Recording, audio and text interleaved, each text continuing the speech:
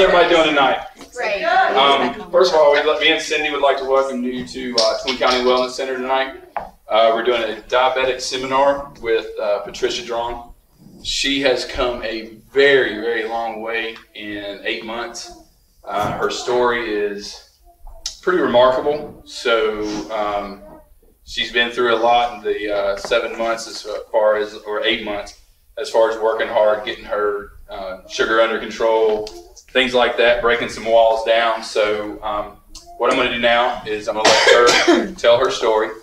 And after she's done, anybody that's got any questions can ask her some questions. You're welcome.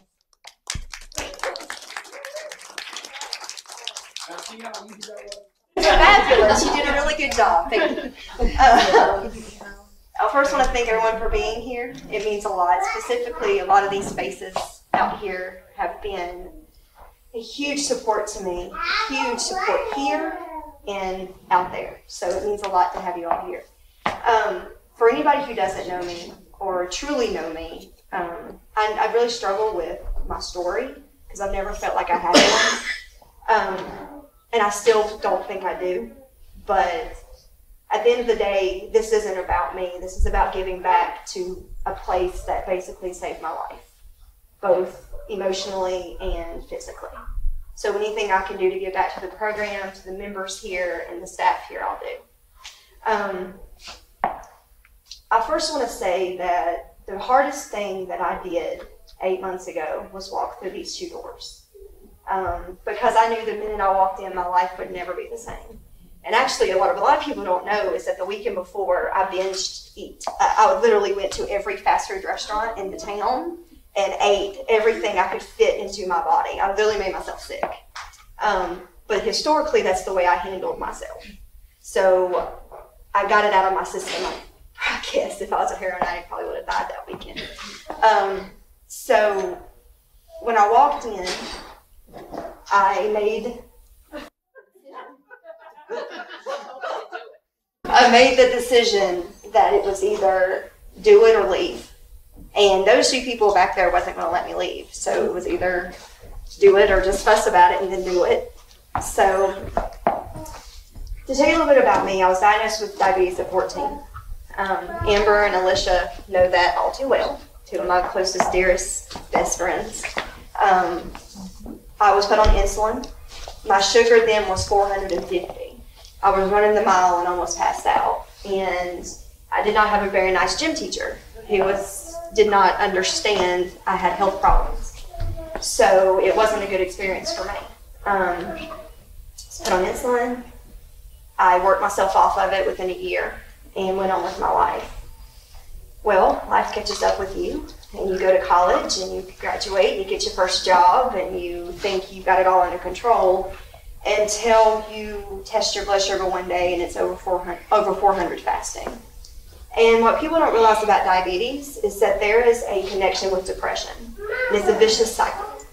And you know that you've got to get one under control to be able to work on the other, but you don't know where to start. And Nikki and I were talking about it one day, and it was like it was this hurricane inside, and it never stops. And the only way I dealt with it was eating. So all those emotions, all those feelings, all those normal everyday life stressors, I ate away. And I would eat until I would pass out. And I would wake up about 3 o'clock in the morning, my feet would be swollen. I wouldn't be able to see straight. And I would go to bed, and I'd get up the next day, and I'd do it all again. But on the outside, I thought I was handling it very well. I thought I had it all under control, and that it was, you know, I was a strong woman, I was good to go. That's the way I spent probably a good 3 to 4 years of my life in Pulaski before I moved back here. I remember having friends look at me and say, "We're worried about you. You're not the same Trisha or the Patty that we grew up with. You know, what's wrong?" I'm fine. Because for me, you don't need to worry about my little problems, because my problems are nothing. You know, it's not a big deal. Then the opportunity to move back home happened, and Daddy got sick, and a new job opportunity. And it was as if a weight was lifted off my shoulders. I get asked a lot about an aha moment. The only aha moment I have is moving back here to Galax, which is something I said I would never do. And when I told my friends and family I was moving back here, they all looked at me like I was crazy and said, don't do it. We can't believe you're doing this. You've always wanted to move to Richmond. You've always wanted more. And I said, I need this. Something's telling me to come back. And I knew when I got back here, I went to, got the job and moved back in with my parents for a few months and then got my own place. And I went to a doctor who basically listened to me for the first time in 30 years, I feel like. He validated the fact that I was sick and that I was not crazy. And basically said, the only thing as far as you not being able to have a child that I see is your sugar and your weight. My fasting blood sugar that day was 384. I weighed at that point 284 pounds. And he said, but let's get that under control. Let's get you as healthy as we can, and then if your hormones don't level out, then we'll fix it. He looked at me, he went, I'll get you pregnant. That's what I do every day. I'll get you pregnant. And he said, I will. He's like, but let's get you I want to fix you. I don't want to treat you, I want to fix you. And that was a very emotional day for me. Mom was with me because he was the first person who didn't make me feel crazy, who was a professional who listened to me. So I went to another doctor, and he put me on 1,000 milligrams of metformin twice a day. That's 2,000 milligrams. He put me on Januvia 500 milligrams twice a day. I was taking 3,000 milligrams of diabetic medication in a day just to keep my blood sugar from going over 300. And it still was over 300 because I wasn't eating right. I wasn't exercising. I was using it as a crutch. So he told me about the diabetic education program, and I met Tracy, who was the first person who told me not to feel guilty for what I'd done to myself for the last so many years. And it was as if I get a lot of emotion come out that day, because she told me, she goes, you're here, we're not going to let you go, and this is what you need to do. And I held on to the prescription for the Wellness Center for a full month. I did not come here for a full month. I ran. I was really good at running from my problems. So I ran. And I don't know what made me come here. I really don't, as far as the day that I walked in. I think maybe it was Mom just saying, you need to go. Like, you got this prescription, it's going to run out at some point. So I remember the first day I walked in, I saw Chris, and I said, I'm not working with him. I said that, I'm not joking. I really did say that. Not to him, but in my head. And so I met Cindy, who was so incredibly patient and sweet, and let me know it was okay to be intimidated. Let me know it was okay for the way I was feeling inside. I was the fat girl in the gym. It was the last place I wanted to be. The absolute last place was to be here. She talked me through a lot of days that I did not want to be here. And I don't think she realizes that she did that, because it was just seeing her face really helped. So my journey here has been one of a lot of ups and downs.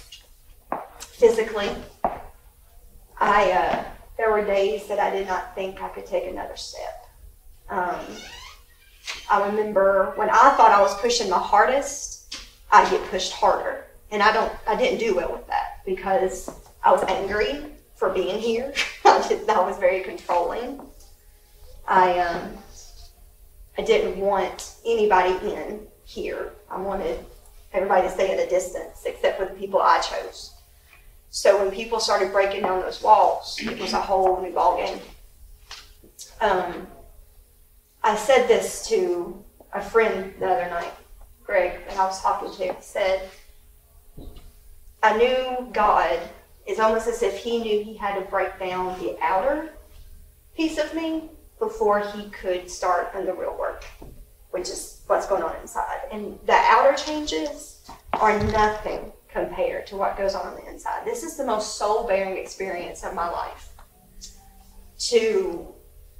I have to face things about myself that I like, things about myself that I want to work on, emotions that I've never dealt with that I'm having to feel. I can't eat them away, so I have to feel them, and they're very intense because historically I eat everything away, so I can't do that anymore. But I think the biggest thing for me here was the support that I got from the staff, but mostly the members. It never ceases to amaze me how they just took me under their wing and made me feel, I didn't feel like the fat girl in the gym when I was here, which is exactly what I was afraid of. God puts people in your life when you need them. And this was a blessing for me in more ways than one. And God's a part of my story. He is, because there's no way I would be here right now without him. I've lost 70 pounds. My blood sugars are dropping to the point where I have to eat now before I exercise. Because if I don't, I'm going to pass out. One night it was 104. And to tell you how big of a dork that I am, when my sugar dropped down to 115, Cindy was with me, I took a picture and put it on Facebook. Because that's why I do it. There's a couple of young girls that I enjoy talking to, young teenage girls that come in here that I'll work out with once in a while and talk to. And they're always talking about being thin or skinny or working a certain part of their body. And I say to them, and I talk to them very intimately about my story. And I tell them all the time, it's not about being thin, it's not about being skinny. It's about loving yourself enough to be in here and being healthy and being fit. And that is something I had to learn for myself. My blood sugar in the morning now is averaging anywhere from 150s to about 200s. Much, much better than 384. I am very blessed not to be on medicine. That was a chance that my doctor and I took together. When I lost my initial 20, I think it was around 20 or 30 pounds, I went back to the doctor. And it was in July, and he took me off my medicine. He said that we talked about the complications, we talked about the implications of that, and he agreed that he wanted to give me 3 months. And I remember him saying, after 3 months, if your A1C is not down below 10, you're going to have to stay on your meds until your A1C starts coming down more. At that point, when I started, my A1C was 13, something like that. It's close to a 13. At that point when I went, it was an 11 point something. And so he gave me 3 months. My A1C was a 9.9 when I went back. Literally a 9.9. But I didn't care, it's for over 10, so it was a 9.9. So he took me off my medicine. Every time I go back to him, it's the same thing. I'm going to give you 3 more months. It's not a guarantee. He's like, I'm not guaranteeing you anything. I don't have my A1C. I took it, I had my lab work done this morning, and of course their computers would be down all day. So I don't have it. I would like to have been able to know what it was, but I do know it has to be lower than a 9.9. So I feel very confident in that. As far as my physical health, I feel younger than I have felt in my entire life. I feel so strong, but physically, and I know I'm really probably not that strong, but I feel strong. It's probably a little dangerous sometimes. But I feel incredible. That's the only word I can use. I feel as if for the first time I'm living my life instead of just surviving. Instead of getting up and just putting one foot in front of the other, I'm actually enjoying my life. Even on my days I don't look like I am, and even on my days that I'm having a rough day, I'm happy. There's a happiness that can't be taken away. My diet is completely different. And again, I'm not on medicine, and so I eat differently than other people with diabetes can do. I start every morning off with a protein. I'm not a breakfast person, I hate breakfast, but I start every morning off with a protein. Lunch, I have more protein. I eat a lot of fresh fruits and vegetables, and my wonderful coworkers who are here will tell you that they're very patient with my vinegar because I eat vinegar every single day. Yeah, my office stinks a lot. I eat a lot of fresh vegetables. I eat a lot of fresh fruit, and then I snack on fruits and vegetables throughout the day, and then I have more protein and what I call a good carb at night. I've had to tweak it a lot here lately and eat a little more and at different times just because of my plateaus with my sugar. Diabetes is no joke for anybody who doesn't know about it. It affects every part of your body. And what is scary is the amount of food that I used to put into my body and how I'm still walking. The complications of it, the damage to your eyes, the damage to your feet, to your organs. I could drink 2 6-packs of diet soda in half a day, easily. And that was being filtered through my body. I was a fast food junkie. It was nothing. A normal day for me was fast food for breakfast, fast food for lunch, and of course, I had to go home. So I had to eat the stress away, and I had to eat all the stuff at home away. So again, the amount of food I could put in my body in one day is, number one, embarrassing now to think about, and number two, it's scary to think about.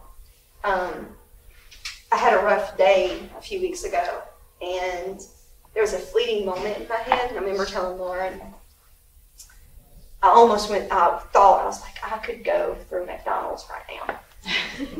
It went through my head, and I went, no, because there's nothing in this world, there's no one, there's nothing in this world worth me ever going back there. Ever going back where I was physically, ever going back where I was mentally, ever going back to not having this happiness that I have.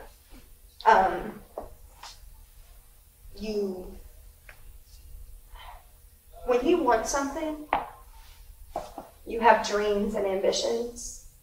And this is the part of my story that I can't look at some of my friends when I tell it because I know they're going to make me cry. When you have dreams, desires that you really want, but you accept a certain life for yourself. And I accepted that I was going to be a diabetic for the rest of my life, that I would be the parent that sat on the bench while my kids played, that I would be overweight, and that I would never get married, that I just wouldn't have the life that I always knew I wanted. So I accepted that, and I put it in a nice little box, and I shoved it, put the pretty little bow on it, and shoved it way, way, way deep beneath my bed, and convinced myself I didn't want those things. And when you convince yourself you don't want something, you start believing you don't deserve it. And so when I started losing weight, and this is no joke, I thought it was a fluke. I thought like the first 10 pounds was just my body adjusting. I thought the first 20 pounds was just my body adjusting. The 30-pound mark kind of got my attention a little bit, like this is working. But when my sugar started coming down and I started feeling physically better, it was why? Like why is this working? And I think it was at my 50 mark when, it wasn't the weight, it was when Lauren approached me. And she looked at me and she said, you've got this light about you, this glow. And she goes, and she was the first person who said that to me, but it wasn't focused on this piece. And she goes, you've got this glow about you. She's like, your eyes just sparkle. And that I will never forget because that's the way I was feeling. And so for the first time since in my adult life, I'm like taking that box out that I stashed everything away in, and I'm peeking at it, and I'm looking at it, and thinking, just maybe, those things are possible. And that is the journey. This piece of it is great, don't get me wrong. I like what I see for the first time in a while. I enjoy that. I enjoy the physicality of being in here. But there's nothing compared to knowing that you're worth it, and that you don't have to feel guilty for feeling that way, and that you might just possibly have everything you ever dreamed of. So, when I say diabetes and depression go hand in hand, it is one of the worst places a person could ever be. And, when your mind starts getting clear, because it affects everything in your head, your ability to handle stress, your ability to communicate with others, your ability to just function day to day. But when your mind starts getting clear and you start thinking about how you acted, you want to go apologize to people. And you want to go, I didn't mean to say that, or I didn't mean to act that way, or I didn't mean to, whatever, because you don't mean to. You don't know how to control it. Like I said, it's like a hurricane. A friend of mine, her husband's a type 1 diabetic, and he did everything right. Exercised, ate healthy, and he's 31 and has stroke. And that was a huge wake-up call, because I said, that can happen to him, and he is the epitome of what I always considered to be healthy. Then what's going to happen to me one day when I wake up and I can't see, or I have to have a foot amputated, or my organs are shutting down because I've decided that life isn't worth living, or food's more important than, having that life. This place, I can't speak enough about the diabetic rehab program. Number one, I never felt like a job. And that's important because of the work I do. And people who know the work I do, it's easy to get caught up in cases and numbers and budgets and meetings and bumping heads with other community partners. But I never felt like a job coming in here. I never felt like I was a burden, or that I felt like they cared.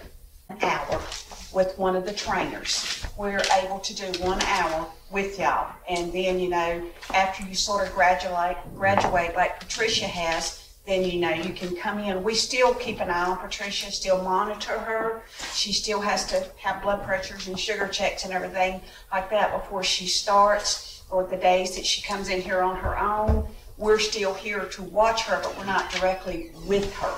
So, but if you're with one of us, we do block out an hour for you. Do you take her blood sugar before she comes in? Yes, I take it before. And then do you take it again after? Or Yes, sometimes during, depending if I get lightheaded. Really? Okay. Sometimes the blood sugar is taken anywhere between 3 and 4 times. We do, when you first start out, we take your blood sugar when you first start. If we put you on cardio for like 15 minutes or so and your blood sugar was high, we would take your blood pressure, heart rate, blood sugar again. And then if it has dropped too low, then we have to decide then, we let you rest 5 minutes, and then we may take it again to see what you can do. And low, again, don't think 70 means low. When mine dropped to 200, I literally thought I was going to pass out. Yes. Because my body was so used to 4, 5, 600s. Mm-hmm. So don't think that 70 means low.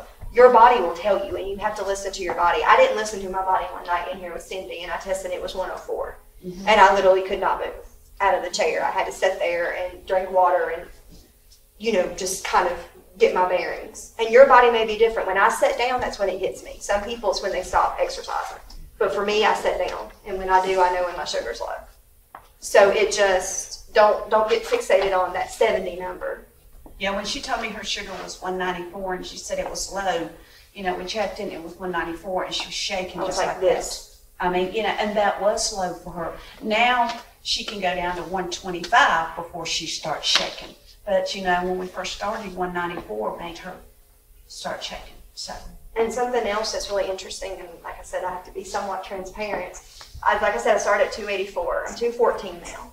And what's really cool for me, because I think it's kind of neat, is I don't wear my size. Most women that are 214 are about an 18, 20. I'm in the large, 12 large. That's great. And that's the exercise.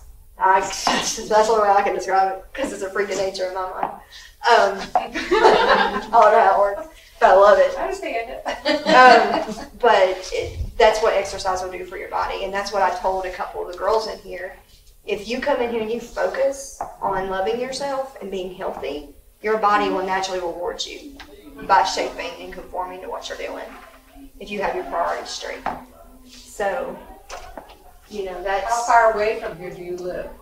5 minutes up the road. Well, see, it took us about 45 minutes. So, It's 45 minutes for everything up on the Parkway. That's the hard part, but, you know. So what do you want out of life? I know. 45 minutes worth your life. Do you know what I'm saying? 3 days a week, Right. 2 days a week. It's a choice. I'm It's a telling choice you, that you have to if make. anybody can do this mentally, if I can do it while I was mentally, you can. Jackie will tell you. For the first, I don't want to go. I don't want to go. I don't want to work with Chris. I do not want to work with him. I do not want to go. She goes, just go. It's one day. Just go. It's 1 hour. I'm like, I don't want to go. And it was my own junk. It had nothing to do with anything. So if anybody mentally can do, if I can do it mentally where I was, anybody. I mean, seriously. Yeah, but you're a lot younger than I am. I'm 30. Well, I'm sorry. But you want to live another 30 years, right? Well, you're 15 anyway. The only age is nothing but a number. That's right. Your life's a whole lot more than a number. That's right. I thought there was somebody's going to ask a question back there. No? Okay. Are there any other questions, comments, concerns? Anything that you did not talk about that you want to know about? Can I ask one more thing? Yeah. Do you have certain foods that you just will not have in the house? Yes. Because of it? I will not have anything. I won't have anything like fast food. I will not have soda in my house. I do not have anything white in my house, which includes diet soda, which is worse for you than regular. I do not have anything white in my house. What I mean by that is I don't have white rice, I don't have white bread, white grain. I watch my sodium intake, high blood pressure runs in my family.